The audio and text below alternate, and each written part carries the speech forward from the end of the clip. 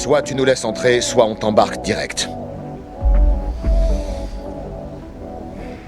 Maintenant que vous êtes là, Allez. L'équipe ne trouvait pas le criminel recherché dans la maison, mais y découvrirent une grande quantité de cigarettes électroniques et d'huile de cannabis. On s'en rendit immédiatement compte que quelque chose n'allait pas. Il le força à révéler la localisation du fugitif. Jiao Hong feint de coopérer.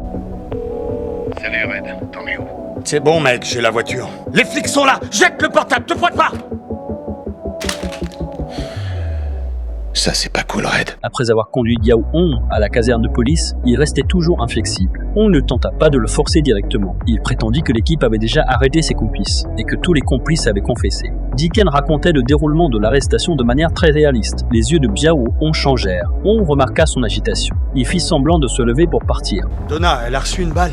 On profita de l'occasion pour retrouver, découvrit que c'était sa sœur, Donna, et que Donna avait signé tous les bons de caution précédents. Elle a hypothéqué une boîte de nuit pour pouvoir payer la dernière caution. Donc la boîte lui appartient. Peut-être que Jamal va y aller pour récupérer son fric. Alors peut-être que c'est sa planque. Dans les deux cas, il y a des chances qu'il y soit.